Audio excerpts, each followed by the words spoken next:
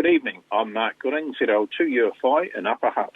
And I'm Debbie Morgan, ZL2DL in Upper Hutt. And I'm Stephen McNeil, ZL4HG from Christchurch. And I'm Jim Meechan, ZL2BHF in Nelson. And together we bring you the NZART official broadcast for October 2020.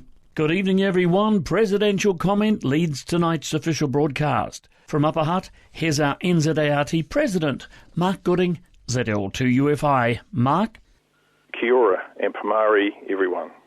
As we now start looking to the end of the year, I guess it's almost time to look back on 2020 and think through all the changes that have occurred this year.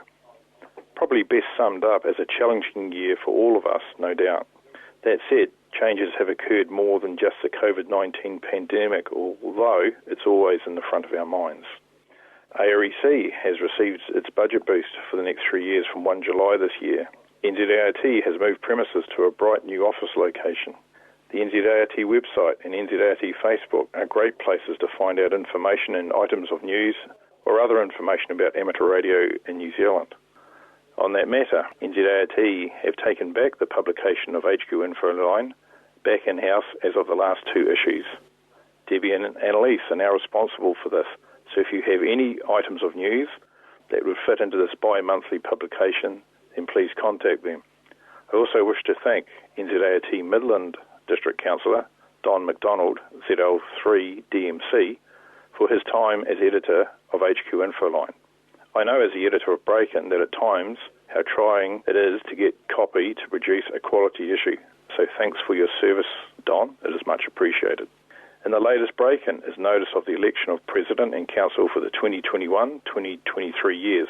Nominations must be in to NZART HQ by 31 December 2020 to be included for the election next year.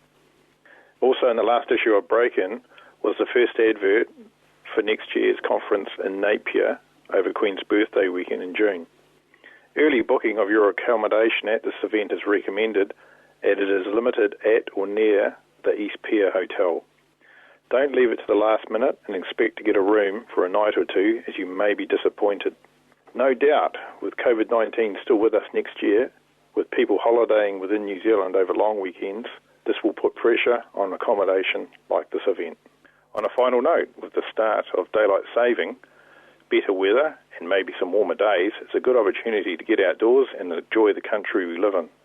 With the hard yards that we have all done this year, summer is always a welcome time of the year to not only enjoy it, but to also enjoy amateur radio. So take the freedom that we have to get out there and operate from the beach, a park, a soda peak or similar. I hope to do the same. Well, that's all from me, and back to you, Jim. Thank you, Mark. The President of NZART, Mark Gooding, ZL2UFI.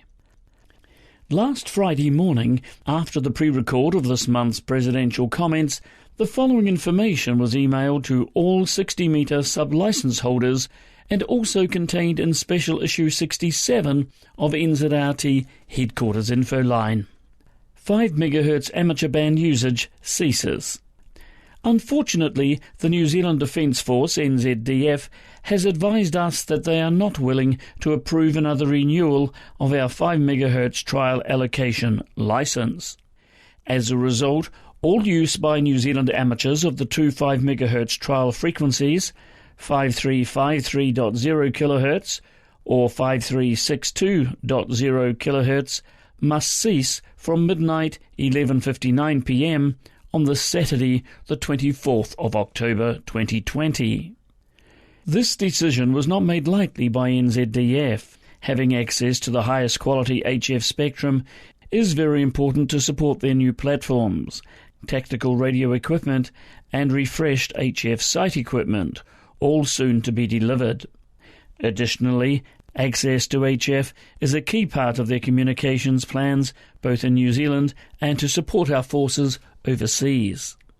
While this is a disappointing outcome, NZART would like to thank NZDF for allowing us to take part in the trial, and we look forward to working with them in the future on matters of common interest.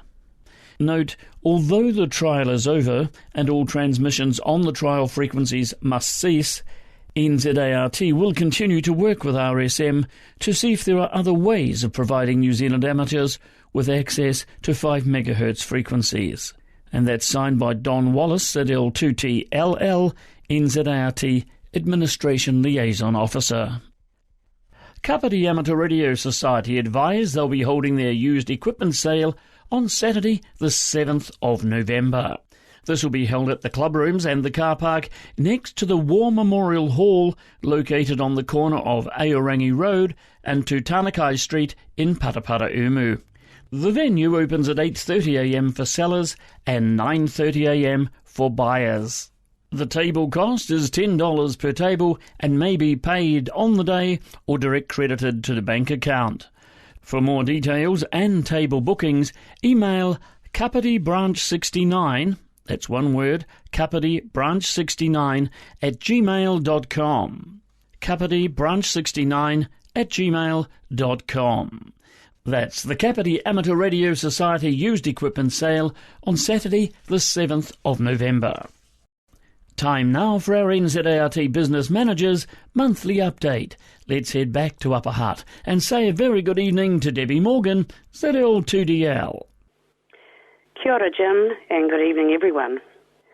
I have recently been receiving a number of complaints from members regarding abuse by operators on local repeaters and the national system. For obvious reasons, I have been asked, is there a code of conduct for operators? I am 99.9% sure that you would all have received a call book at some stage, which on the inside of the front cover is quite clearly printed, the amateur's code. While some may think this is old-fashioned and perhaps should be updated, the intent still remains. An amateur should be considerate, loyal, progressive, friendly, balanced, and patriotic. Another source for the amateur operator's do's and don'ts when communicating, I refer you to the Radio Communication Regulations, the General User Radio License for Amateur Radio Operators, notice published in 2006. This quite clearly spells out what conversations may be held on air. Furthermore, the operator must identify themselves at least every 15 minutes and also maintain a 3-second pause between overs. I urge you all to be kind to others when transmitting. The abuse may differ from yours, therefore any name-calling, bigotry or abuse may well see your licence being revoked should a third party decide to record the conversation and submit to RSM. At the risk of again quoting government, let's be kind, everyone. We are a team of over 4,000 amateurs in New Zealand, often with a much larger audience internationally.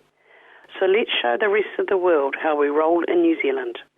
On a more positive note, as reported by Mark, the HQ info line has now come back in-house to headquarters.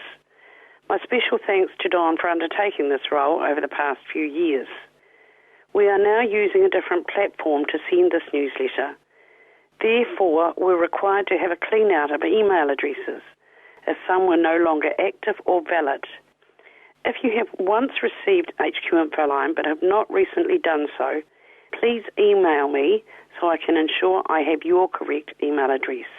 Well, that's all from me, Jim. Back to you. Thank you, Debbie. Debbie Morgan, ZL2DL, the NZART Business Manager. Now for an update on international amateur radio news, we join the team at the Amateur Radio Newsline. We begin this week with word that the comment period has opened for the FCC's much-talked-about fee proposed for amateur radio licenses. Stephen Kinford, N8WB, has more. The comment period has opened for amateur radio operators and others in the United States to weigh in the FCC's proposal to charge a $50 fee for license applications and renewals due every 10 years. In its notice published in the Federal Register, the FCC states that licenses, such as those for amateur radio, are mostly automated processes not requiring staff review. As such, the FCC is calling the proposed fee nominal, saying it covers the cost of routine ULS maintenance, the automated process itself, and any occasional instance requiring staff input. Comments are due no later than the 16th of November. Reply comments can be made on or before November 30th. To file your comments, visit the webpage for the FCC's electronic comment filing system at fcc.gov/ECFS/. For Amateur Radio Newsline, I'm Stephen Kinford, N8WB. Meanwhile, the world's young amateurs have been busy. We are just about a month away from December, but it's worth planning ahead for this event. It involves the world's youngest radio amateurs, and they're looking for your show of support and your entry in their logbook. December is YOTA month. That means Youngsters on the Air. It's time for young people to experience their first DX, their first pile-up, or to show some of their friends who aren't yet licensed amateurs how much fun it is to key that mic. YOTA is asking radio operators around the world to be listening for such stations as HA6YOTA, GB20YOTA, DB0YOTA, HS9YOTA, and others who will be using the YOTA suffix and one-by-one call signs ending in Y, O, T, and A from the United States. You can be a youngster or an oldster, just be listening. Most of us know about electrical conductors, such as cables and electrical lines. They carry electricity, but of course it comes at a price. Some of that energy is lost due to resistance. Now, a group of New York researchers is saying things don't necessarily have to be that way. Scientists at the University of Rochester say they have created a superconductor that has no resistance and, unlike most other superconductors, can operate at room temperature instead of needing to be cooled. According to an October 15th article posted on the Popular Mechanics website, the superconductor combines the right amount of pressure with the elements that bond readily. The scientists have squeezed sulfur, carbon, and hydrogen carbonaceous sulfur hydride in a diamond anvil which exerts nearly 300 gigapascals of pressure. Therein lies the catch. That pressure is the equivalent of about 3 million times the Earth's ambient air pressure. The researchers' next task, then, is to tinker with the chemical mix and see if they can take some of that pressure off. Congratulations to the newest hams across the pond in the UK. A Twitter announcement by the Radio Society of Great Britain reports that 2,000 hams have passed their foundation exams via remote invigilation. Big congrats as well to the 268 amateurs who were able to upgrade to intermediate level in the same manner. The remote exams were put in place in April in response to the pandemic. For now, with Karen Eve Murray, KD2 GUT at the news desk in New York, and our news team worldwide, I'm Neil Rapp, WB9 VPG in Bloomington, Indiana, saying 7-3. And as always, we thank you for listening. Amateur Radio Newsline is copyright 2020, all rights reserved. And as always, we say thank you to Newsline for the use of their copyright material. An early reminder tonight of NZART Conference 2021. It's being hosted by Napier Branch 25 over the weekend of the 5th to the 7th of June 2021. The venue chosen is the East Pier Hotel and Conference Centre, right on the waterfront near the Ahuri Harbour entrance. See more details on the club's website at www.zl2gt.nz. www.zl2gt.nz. Plan early for Conference 2021 in Napier. Finally, in tonight's official broadcast lineup, it's Branch News. Here's Stephen McNeil, ZL4HG. Thanks, Jim, and good evening, everyone. We'll start with the North Shore Branch 29 NZART, where the annual general meeting is to be held on November the 7th. At the club rooms at 400 East Coast Road in Sunnynook. Papakura Radio Club, Branch 65 NZART, also has its annual general meeting on Wednesday the 4th of November, starting at 8 p.m. at the club rooms at Wellington Park. And for a three-peat, Franklin Amateur Radio Club, NZART Branch 10, has its annual general meeting on Tuesday the 17th of November, beginning at 7:30 p.m. And finally, tonight, Hutt Valley Branch 18 NZART has its next meeting on Monday, November the 2nd, and it'll be a movie night. and that meeting will be at 7:30 p.m. at the club rooms in the Philip Evans Reserve in Waterloo. Well, that's all from me. Back to you, Jim.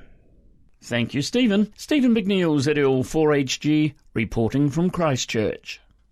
The next official broadcast of NZART will be made by ZL6A at 8 p.m. on Sunday, the 29th of November. This is ZL6A, headquarters station of the New Zealand Association of Radio Transmitters, concluding the NZART official broadcast for October 2020. Good night, everyone. Good night now.